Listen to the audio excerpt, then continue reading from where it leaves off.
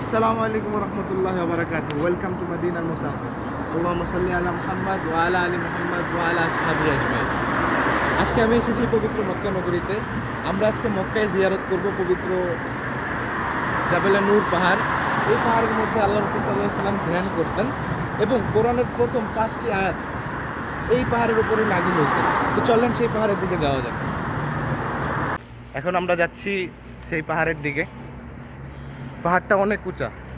আমরা যেই রোড থেকে পাহাড়ের দিকে যাইতেছি, মোটামুটি ওই রোড থেকে পাহাড়ের নিচের যে জায়গাটা সেটায় যাইতেও প্রায় 10 থেকে 15 মিনিটের মতন লাগবে। দেখা যাইতেছে সামনে পাহাড়, ওই পাহাড়ের উপরেই আল্লাহ রাসূল সাল্লাল্লাহু আলাইহি সাল্লাম, তখন তো সিঁড়িও ছিল না, এখন বর্তমানে সিঁড়ি বানায় দেওয়া হয়েছে উপরের দিকে।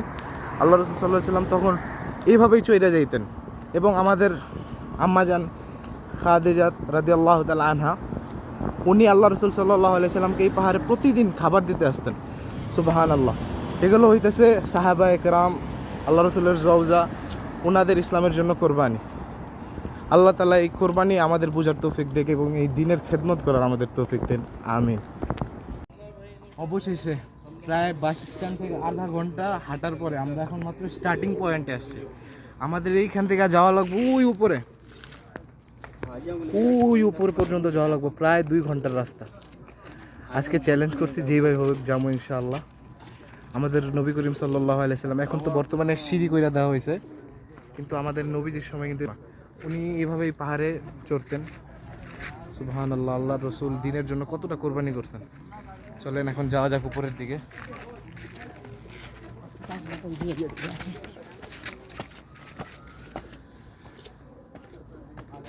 हाँ अफजल, थकावट हो रही है? बहुत। डर लग रहा है? डर तो लगेगा, ऊपर जाएगा। तुम दुआ करो, इंशाल्लाह अल्लाह रास्ता आसान कर देगा। আমরা উমরা করার পরে এখানে আসার পর আমরা ঘুমাইও নাই ভালো মতন। সকালে ফজরের নামাজ পড়ার পরেই নাস্তা করে রওনা দিলাম উপরে যাওয়ার জন্য। উপর পর্যন্ত ওই উপরে যেতে, ওই যে ছোট ছোট মানুষগুলো দেখা যেতে ওইখানে, প্রায় 2 ঘন্টার রাস্তা। আল্লাহ তাআলা এই রাস্তা সহজ করে দেখ, যাতে আমরা সহজভাবে উপরে যাইতে পারি এবং জিয়ারতটা করে আসতে পারি। আল্লাহ রাসূল অনেক বছর ওই উপরের জায়গাটায় ধ্যানমগ্ন অবস্থায় থাকতেন। এখন ওই জায়গায় আল্লাহ রাসূল সাল্লাল্লাহু আলাইহি সাল্লামের ঘামের গ্রাণ, যেরকম হাদিসে বলা হয়েছে যে আল্লাহ রাসূল সাল্লাল্লাহু আলাইহি সাল্লামের শরীরের ঘাম যে জায়গায় একবার পড়তো, সারা জীবনের জন্য সেই জায়গায় আতরের গ্রাণ, মিশকের গ্রাণ হয়ে থাকতো। এখন ওই পাহাড়ের ওই গুহার মধ্যে, হেরা গুহা, এই গুহার মধ্যে এখনও আল্লাহ রাসূল সাল্লাল্লাহু আলাইহি ওয়াসাল্লামের ঘামের গ্রাণ পাওয়া যায়। আমরা প্রায় পাহাড়ের 4 ভাগের মধ্যে মাত্র 1 ভাগ রোড ক্রস করছি। আর ওই যে উপরের যে রাস্তা, ওই পর্যন্ত যাওয়া লাগবে। ওইখানেই হেরা গুহা। এই জায়গা থেকে মক্কা ক্লক টাওয়ারটাও খুব ভালোভাবে দেখা যাইতেছে। আমরা প্রায় আমাদের গন্তব্যের কাছাকাছি চলে এসেছি, আর অল্প কিছুক্ষণের অপেক্ষা। ওই দেখেন মক্কা শহর এখান থেকে কত ছোট দেখা যায়।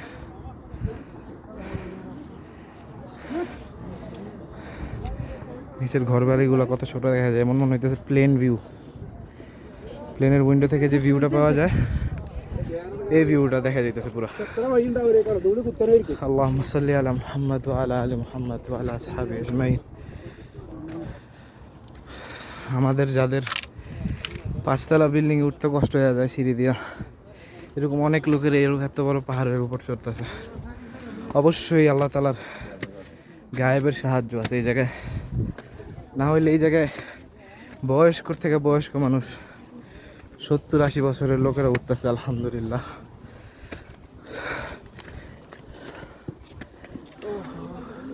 এই জায়গায় উঠলে অটোমেটিক ইমানি জজবা বাইরে যায়। আর আল্লাহ রাসূলের সেই কষ্টের দিনগুলো চোখের সামনে ভাইসা আসে। আল্লাহু আকবার। এখন আমরা উপরের দিকে যেতেছি। মাঝামাঝি জায়গায় একটা ছোট্ট মসজিদ আছে, সেই মসজিদে নামাজ পড়বো ইনশাআল্লাহ। তারপর আমরা যাব হেরা গুহার দিকে। एक 3 का 2 5 का जी। এই জায়গায় আমরা এখন একটু খাইছি ভাই, শরবতের জন্য ব্রেক নিলাম। এখন আবার উপরের দিকে যাওয়া যাক। এখানে মাঝখানে মাঝখানে পাহাড়ের পাকিস্তানি তারপরে বার্মার যে লোকগুলো আছে অনেক বছর ধরে যারা এই জায়গায় থাকে, তারা পানি, লেমন জুস এগুলো সেল করে, যাতে হাজিদের উপরে উঠতে একটু সহজ হয়, একটু পানি পায় রাস্তার মধ্যে। আমরা প্রায় কাছাকাছি চলে আসছি। ওই যে উপরে দেখা যাইতেছে যে এখান থেকে সর্বোচ্চ 10 থেকে 12 মিনিট ওই মসজিদে যাইতে। মসজিদ থেকে পরে সামনের আরেকটু সামনের দিকে গেলেই হেরা গুহা, আমাদের সেই প্রতীক্ষিত স্থান। প্রায় 1 ঘন্টা 40 মিনিট যাবত আমরা এই পাহাড়ের উপর চড়তেছি। অবশেষে প্রায় 1 ঘন্টা 40 মিনিট জার্নির পর আমরা চলে আসছি আমাদের সেই কাঙ্ক্ষিত স্থানে, সেই মসজিদটার সামনে। এখানে ছোট্ট একটা মুসাল্লার মতন বানানো আছে, যাতে মানুষ 2 রাকাত করে নামাজ পড়তে পারে। এই যে সামনে এখানে যার ইচ্ছা হয় সে নামাজ পড়ে 2 রাকাত করে। আর একটু নিচের দিকে নেমে, এই যে আমরা এখন যে জায়গায় আছি এটা একটু টপ, একবারে টপ পাহাড়ের চূড়ায় আছি। এইখান থেকে একটু এইখান থেকে নিচে দিয়ে নেমা হাতের ডান দিকে হইতেছে হেরা গুহা। তো আমি এখানে 2 রাকাত নামাজ আদায় করবো, করার পরে ইনশাআল্লাহ নিচের দিকে যাব। আল্লাহ রসুল সাল্লাল্লাহু আলাইহি সাল্লাম যেই গুহার মধ্যে ধ্যানমগ্ন থাকতেন সেই গুহার জিয়ারত করার জন্য। এই যে সামনে হাজি সাহেবরা নামাজ পড়তেছেন। ওই যে আমার বন্ধু আফজাল, ও আগেই চলে আসছে আমার রেখা। আফজাল ভাই চলে আয় पहले थक गए? हाँ यार थक गया यार।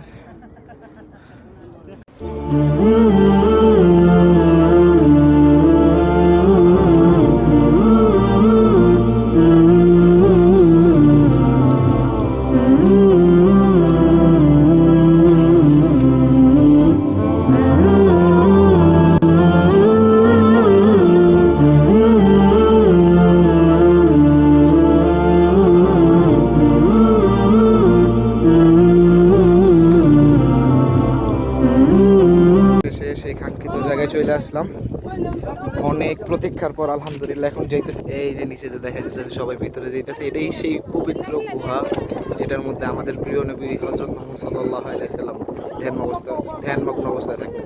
চলো নিচের দিকে যাওয়া যাক।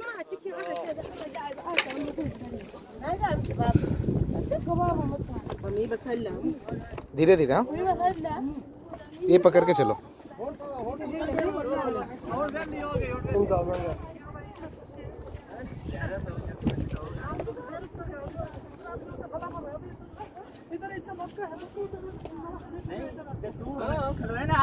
चुप करके लेंगे हेलो शानी हाँ थले लगा जाता है आराम से पार क्या नहीं ओए तुम्हारो मैं तो दुआ कोई मांगी मेरे जो की मांगती थी जिन्ने हाजी आ रहे हैं मेरे वास्ते दुआ मांगे आज যাও আর আসার জন্য। আর এত একটা জায়গার মধ্যে এত মানুষের ভিড়,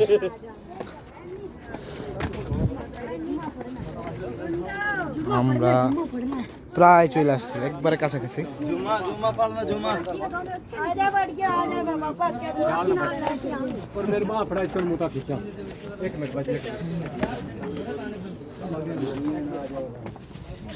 এই যে জায়গাটা দেখা যাচ্ছে শুরু জায়গা, এটার মধ্যে দিয়ে মোটা থেকে মোটা মানুষের ভিতরে চলে যেতে পারে। আমরা এইটা দিয়ে এখন ভিতরের দিকে যাবো ইনশাআল্লাহ। সাল্লাল্লাহু আলাইহি ওয়াসাল্লাম। আল্লাহুম্মা সাল্লি আলা মুহাম্মদ ওয়া আলা আলি মুহাম্মদ ওয়া আলা আসহাবি আজমাইন। মানে এখনো এই জায়গা থেকে মেশকে আম্বরের গান বের হইতাছে। আমি বইলা বুঝাইতে পারবো না এই জায়গার কিরকম একটা রোহানিয়ত, আধ্যাত্মিকতা। যে আল্লাহ রসুল সাল্লাল্লাহু আলাইহি সাল্লাম এই জায়গায় বসছেন, এই বসার কারণে এই জায়গা কিয়ামতের আগ পর্যন্ত দামি হয়ে গেছে, যে কিয়ামতের আগ পর্যন্ত মানুষ এই জায়গায় জিয়ারত করতে আসবে।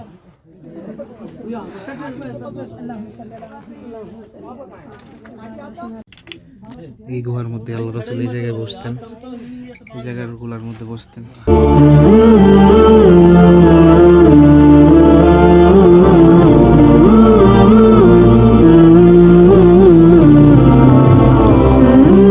আলহামদুলিল্লাহ, আল্লাহ তাআলা শুকরিয়া। এই মাত্র আমরা জিয়ারত শেষ করে